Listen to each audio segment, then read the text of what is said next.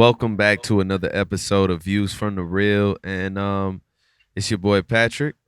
Your boy Brian. And this week we'll be doing The Irishman. The Irishman is a Martin Scorsese film, starring Robert De Niro, Al Pacino, and Joe Pesci, about the life of Frank Sheeran, and it heavily involves the life of Jimmy Hoffa. For me, it was a good period film. For what it was. I felt it was a little too long. He could have cut it a lot shorter.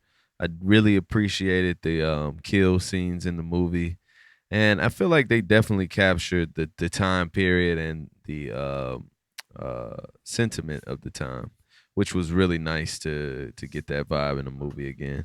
Um, I do feel like Martin Scorsese does need to leave the Italian American mafia alone. It's like, kind of overkill now because he's made so many goddamn movies like this.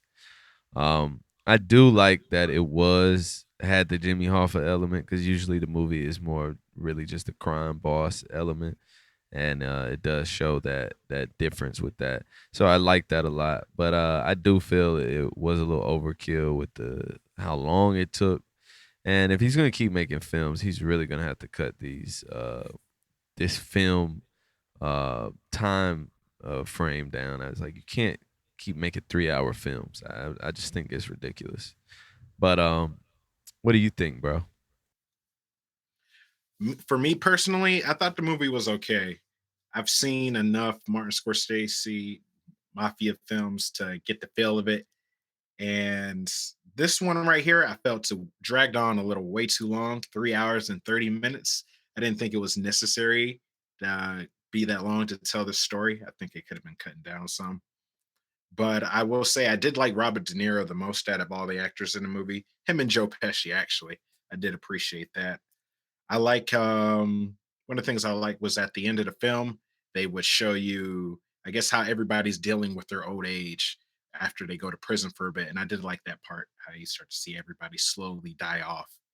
And I thought it was crazy for the fact that he still never gave anybody up after everybody died. So I did like that aspect of the film.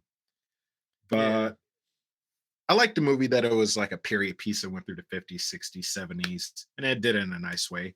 The de-aging CGI, it looked pretty good for what it is now. It wasn't too bad.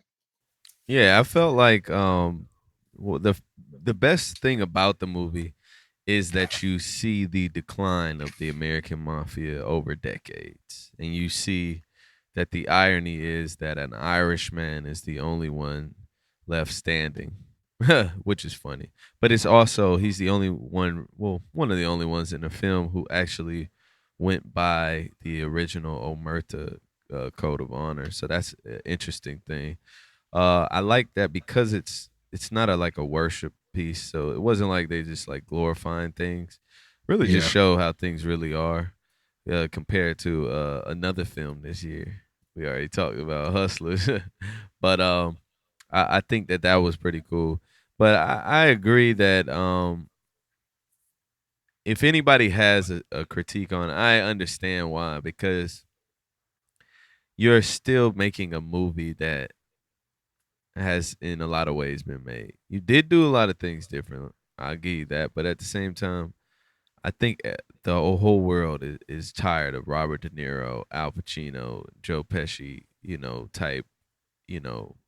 typecasting going You on. know what? It's crazy. I actually looked forward to the cast. I wanted it to be the other films where they're typical gangsters, and it wasn't that, which is cool, and I respect the story. But I did want the stuff from Casino and the Goodfellas. I wanted those type of characters, and we really didn't get them like that, which is fine. Not that movie. The little nitpick I had though. I wanted that just for nostalgic sake.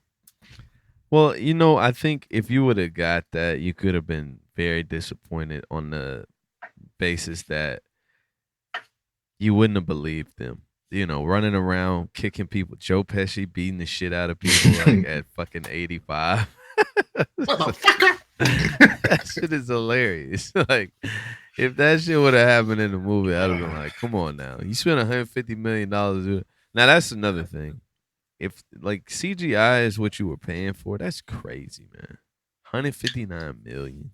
I don't think it What's was that? just for that. I think it went to the CGI, the set pieces, the cars, everything from those old days. Because this movie's pretty much all in the past, I think.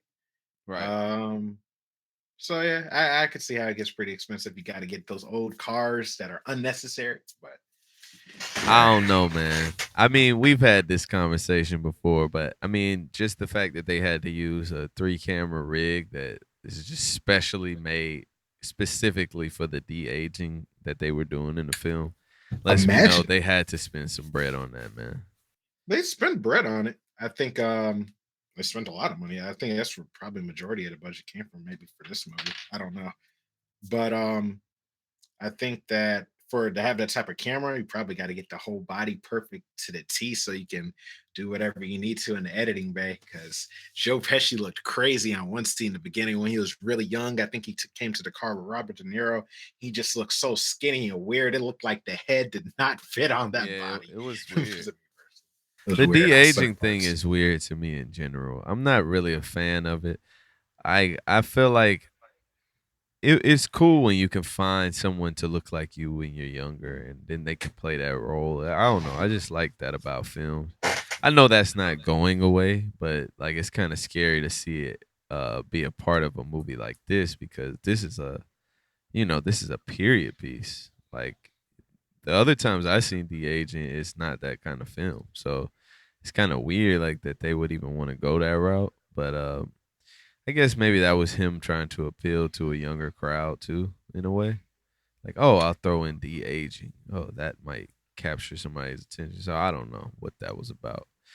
But the film though, I mean, it's a good film to me. It's not a great film. I won't say that. But it's a good film. I will say that the story is a good story too. But Yeah.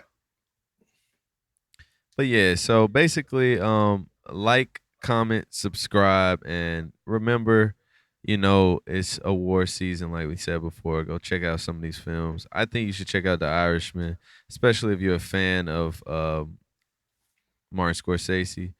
But till next time, have a great holiday. Happy holidays. Peace. Peace.